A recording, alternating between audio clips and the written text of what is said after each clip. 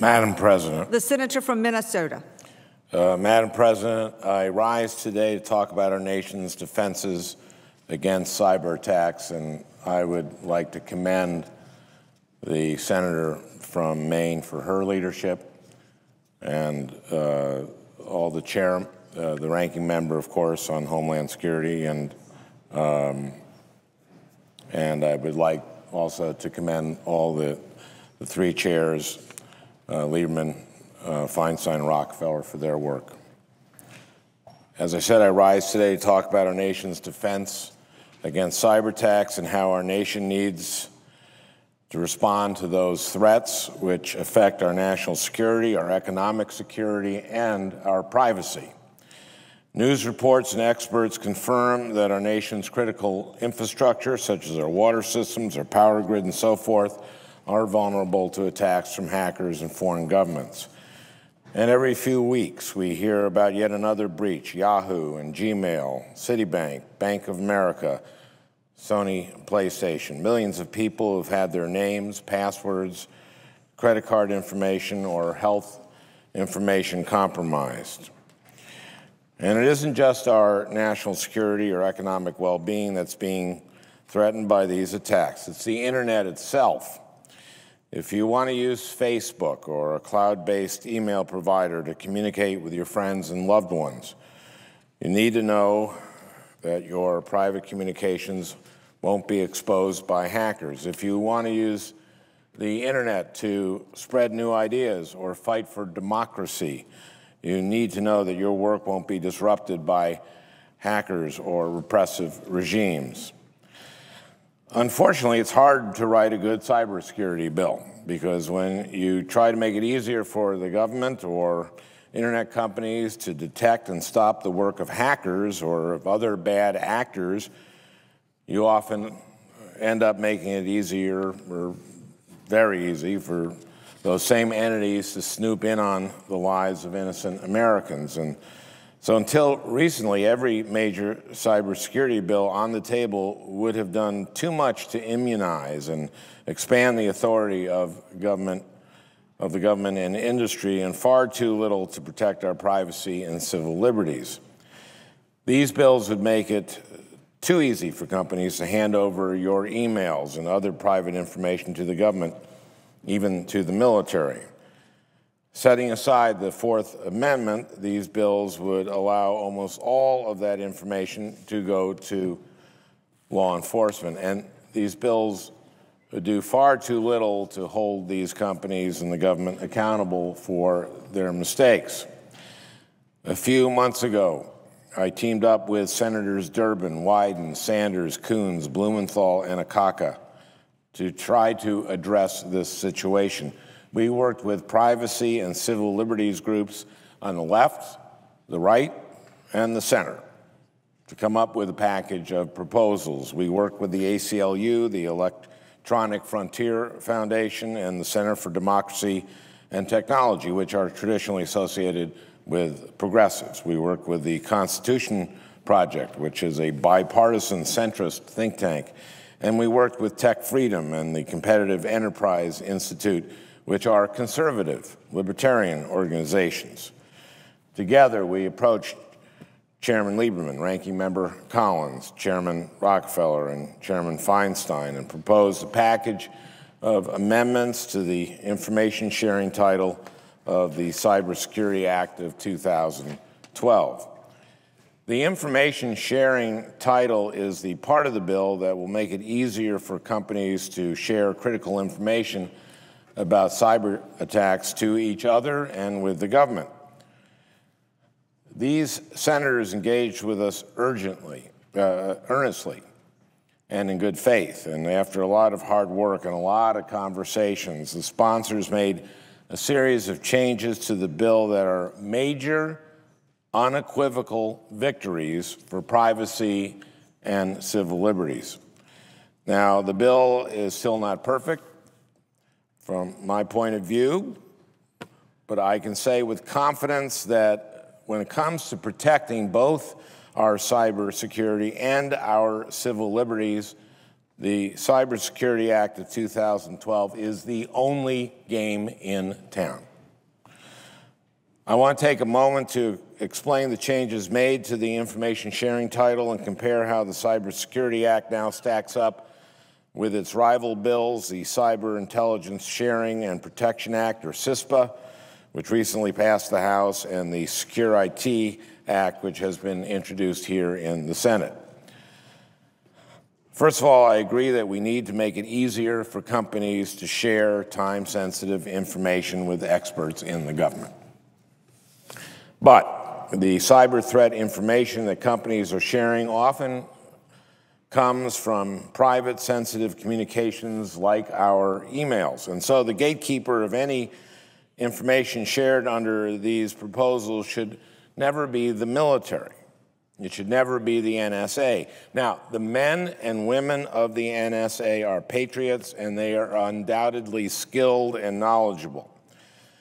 But as Senator Durbin said, that institution is too shrouded in secrecy. As he didn't say, but as I will say, has too dark a history of spying on innocent Americans to be trusted with this responsibility under any administration. Under the new revised Cybersecurity Act of 2012, the one that will soon be before us on the floor, companies can use the authorities in the bill to give cyber threat information only to civilian agencies. That is a critical protection for civil liberties, and it is a protection that CISPA and the Secure IT Act do not have.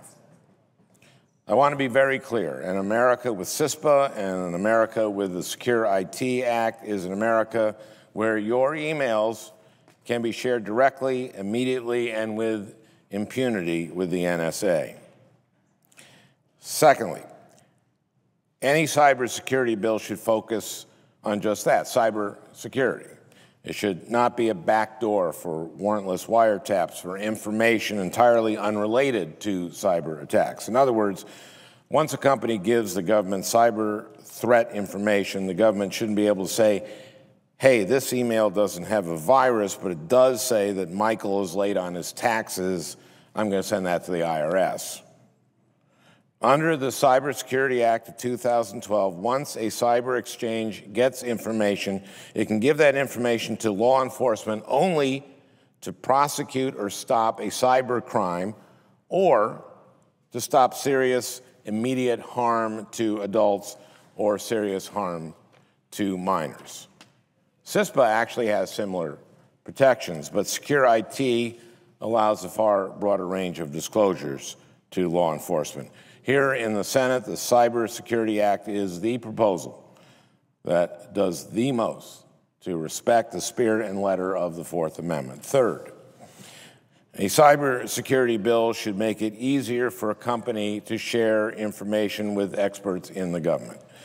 But it has to hold companies who abuse that authority accountable for their actions. Both CISPA and the Secure IT Act give companies immunity for knowing violations of your privacy. Under CISPA and the Secure Act, if a company's CEO knows for a fact that his engineers are sending every one of your emails to the NSA, there is nothing you can do about it. That is not an exaggeration. Thanks to the changes that I push for, along with Senators Durbin, Wyden, Coons, Sanders, Blumenthal, and Akaka, the Cybersecurity Act does not protect companies who violate your privacy intentionally, knowingly, or with gross negligence. Fourth and finally, a cybersecurity bill should also hold the government accountable for its actions. Under both CISPA and the Secure IT Act, companies can start giving the federal government your private information well before the government actually has privacy rules in place for how to handle that information. Under the Secure IT Act, the government has total immunity from lawsuits arising out of its cybersecurity operations. Total immunity for the government. The Secure IT Act also lacks any regular independent oversight of the federal government's actions under these new authorities. The Cybersecurity Act of 2012 now has all three of these protections. Under this bill, privacy rules have to be in place on the first day the companies start giving the government information. People can sue the government when it abuses its authority, and there will be recurrent independent oversight by both the Privacy and Civil Liberties Oversight Board and Inspectors General. These are just four main categories of changes that the sponsors of the Cybersecurity Act have adopted. There are other changes, too, that I won't go into now. Before I close, I want to elaborate on one way I do think we need to improve the Cybersecurity Act to better protect privacy. The sponsors of this bill have rightly adopted several critical protections. I hope they will accept at least one more amendment that I think is very important. I'll talk about my amendment more on another occasion, but for now I just want to flag it for my colleagues. For decades, federal law has given internet service providers and other companies the right to monitor their systems to protect themselves and their customers from cybersecurity threats. They also have the right to deploy what are called countermeasures to protect their systems against those threats. So these companies have the right to monitor and protect themselves, but at the same time, federal law prevents them from abusing those rights. If an ISP starts randomly picking customers and reading their emails, their customers and the government can take them to court. And the ISP can't throw its hands up and plead cybersecurity. This is why when the President of the United States brought together all of the federal agencies to craft a bill that would comprehensively protect our cybersecurity, that proposal included a new authority for companies to disclose information to the government, but contained no new authority for companies to monitor email or deploy countermeasures. When the administration's lawyers were asked why that was, they said that doing so would have been duplicative. Because the companies already have those rights. Right now, the Cybersecurity Act and the President's proposal are not in line with each other. Because unlike the President's proposal, the Cybersecurity Act does give ISPs and other companies a brand new right to monitor communications and to deploy countermeasures. That right is very broad, so broad that if a company uses that power negligently to snoop in on your email or damage your computer, they will be immune from any lawsuit. I plan to offer an amendment to delete these new monitoring and countermeasures authorities and to bring this bill in line with the President's proposal. And I hope that my colleagues here in the Senate will join me in passing this amendment. 7 of my colleagues have already indicated that they will co-sponsor this amendment. But Madam President, I want to end on a high note. I don't want my amendment to cloud my central message here. So I will repeat what I said earlier. The Cybersecurity Act is not perfect, but when it comes to striking a balance between cybersecurity and privacy and civil liberties, it is the only game in town. It is far more protective of our rights than either CISPA or the Secure IT Act. I want to thank the sponsors of the Cybersecurity Act for taking this high road and urge my colleagues to vote to proceed to the bill so we can have good, full debate on it. Madam President, I yield the floor.